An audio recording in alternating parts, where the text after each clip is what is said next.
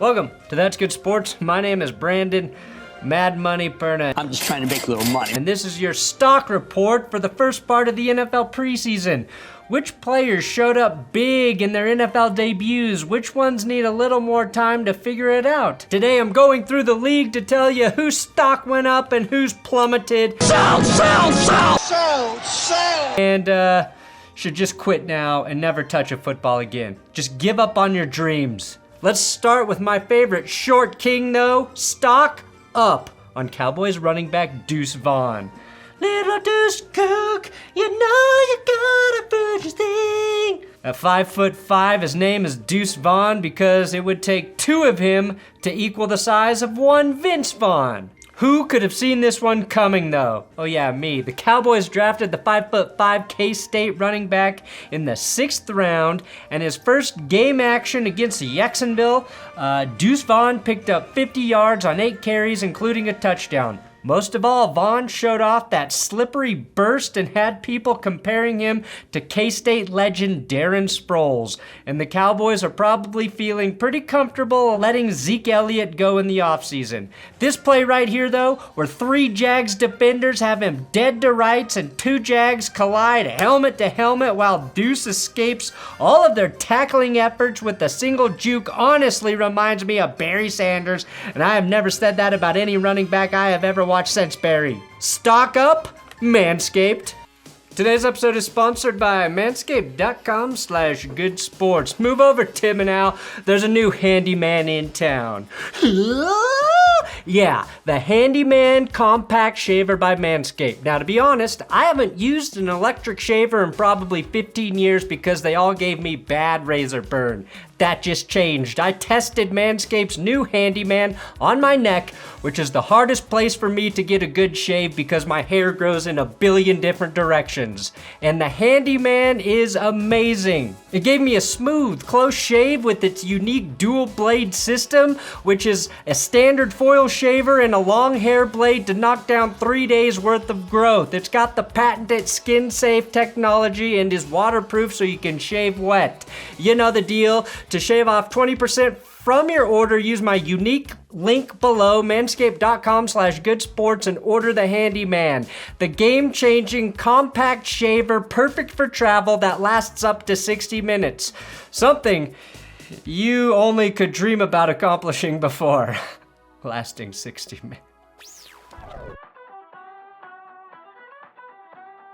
Stock down. Will Levis, CJ Stroud, Anthony Richardson, and Bryce Young. All the rookie QBs suck. Just kidding. I don't want you to think that I'm projecting any of these guys as busts. They just struggled in their first NFL action, which is very common. It is where young guys are supposed to suck, just like if they were making their debut in man-on-man porn. Now, the whole point of preseason is to work on specific things, and the way we overreact to it is silly. I loved this Kurt Warner tweet illustrating how nervous rookie players are in their first preseason game. A reminder, week 1 of the preseason is a great spot to overcome those nerves. Like your morning beer to get rid of your hangover, okay? Second pick, CJ Stroud was the first to hit the field, and he had a tough go of it in Foxborough, finishing 2 of 4 with an interception in his start against the Patriots. Going against a Belichick defense, even in the preseason, is a nightmare for rookie QBs. The only thing worse than facing Belichick for a rookie QB is cancer. Actually, I think cancer is easier to beat than Belichick's scheme. Now, Stroud was only asked to throw it 4 times. Bryce Young only 6. Both proved they knew how to take a lick, and Young didn't throw it to the other team. A little annoying that these 2 gents didn't play longer, but that's kind of what week 2 is for. Now, 4th overall pick, Anthony Richardson, looked a little better, completing over half of his passes. Probably should have had a touchdown pass that Alec Pierce mishandled. This is actually a dime, but also threw an interception against Buffalo. After watching him in a pro game, he looks a lot like a young Cam Newton to me. Dan Orlovsky said he thought Richardson's pick was a blown play by multiple people. And again, this is where you ask young quarterbacks to learn from their mistakes. In my prediction episode, I said I thought Lamar Jackson and Justin Fields would be the first quarterback duo to both have 1,000 rushing yards in the same season. Here's an even bolder one, 3,000-yard rushing QBs when you factor in Anthony Richardson. Will Levis, the first pick of the second round, played late in the game for Tennessee, completed 9 passes against the Bears, but also fired a game-ending interception.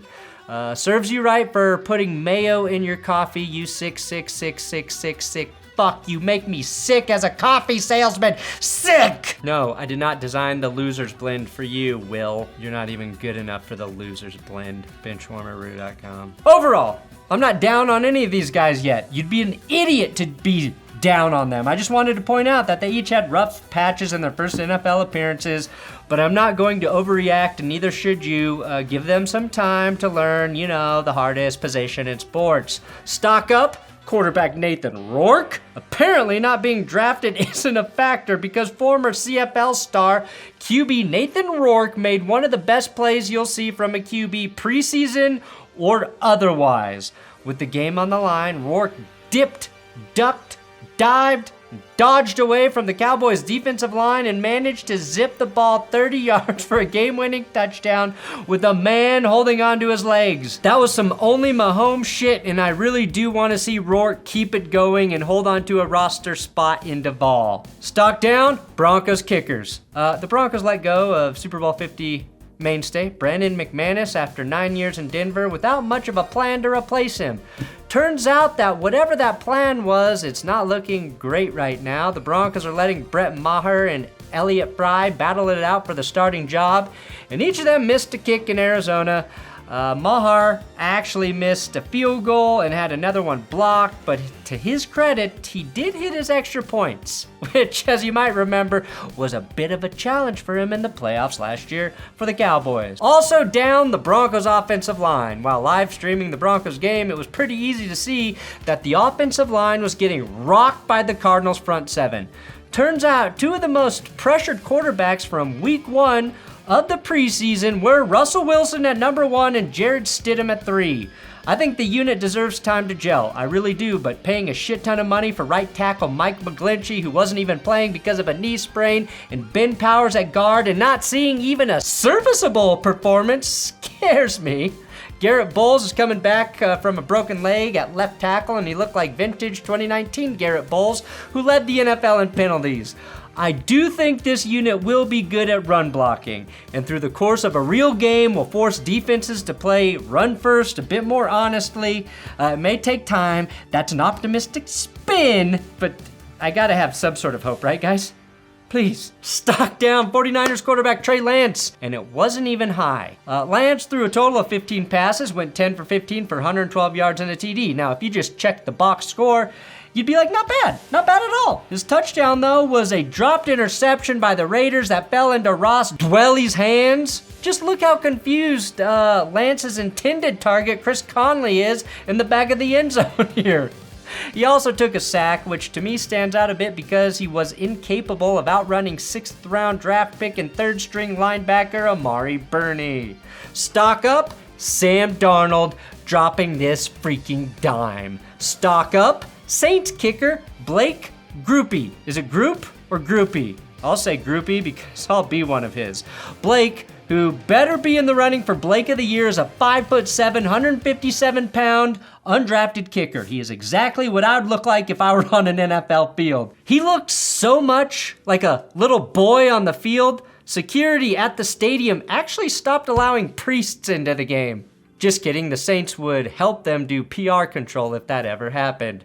Now, Groupie actually nailed the game-winning kick to help New Orleans hand KCNL. He's so pedestrian looking, though, that he was hassled not once but twice by stadium security who thought he was a fan trying to sneak onto the field and leave the stadium with the players.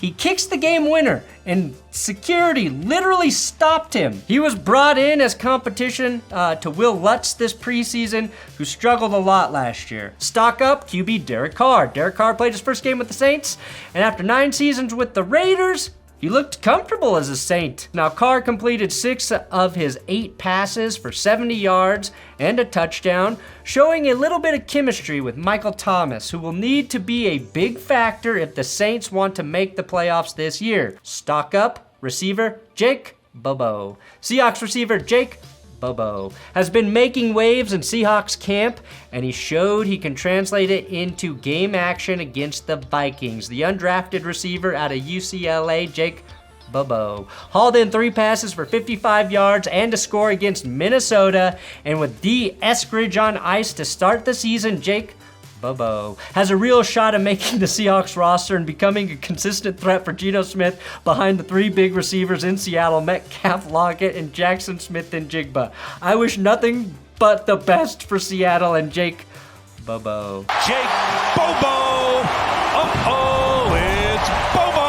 Stock going down, Jake Moody. The 49ers let Robbie Gould walk this offseason and instead opted to spend their first pick in the 2023 draft on Michigan kicker Jake Moody, who missed a pair of kicks right out of the gate in the 49ers game against Las Vegas. Now, Moody misfired from 40 yards, then followed it up, going no good from 57, a little more understandable. Again, I'm not going to panic about a rookie struggling, but when you throw a third-round kicker onto a roster that's capable of getting to the Super Bowl, you don't have a lot of time for that rookie to figure shit out.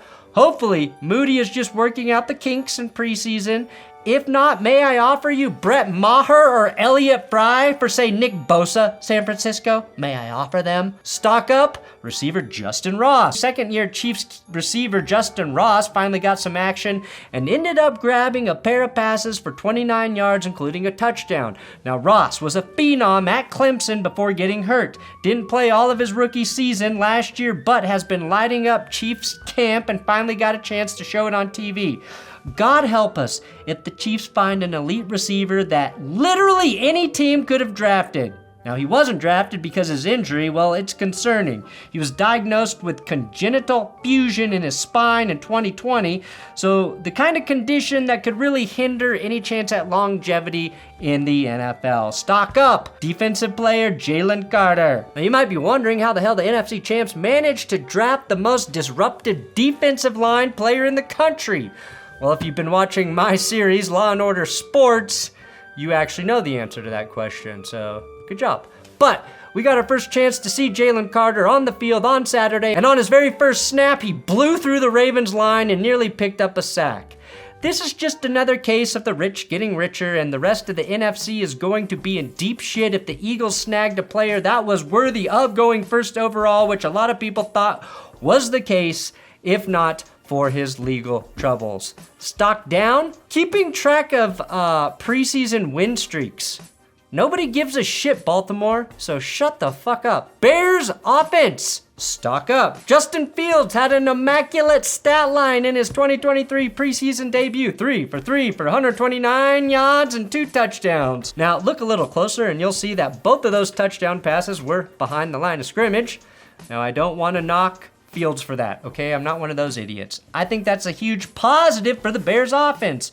When you invest in a guy like DJ Moore who can take a bubble screen to the house, that completely changes the complexion of what used to be a really one-dimensional Bears offense. Every quarterback needs some quick, easy passes that deliver yak.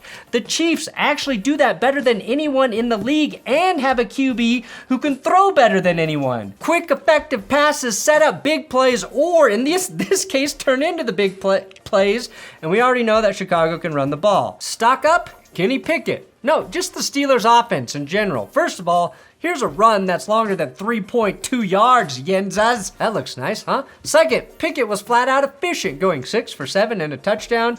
And before George Pickens made the Bucs defense look like children, Pickett was hitting out routes to Deontay Johnson to move the sticks. If Pittsburgh's defense resumes dominant form, their offense will quietly be like a top 12 to 8 unit nobody gets too excited about but just wins games. Stock up, Stetson Bennett and Dorian Thompson-Robinson. 39-year-old Stetson Bennett beat up on some younger players at the end of the Rams-Chargers game, piling up 191 yards and a touchdown.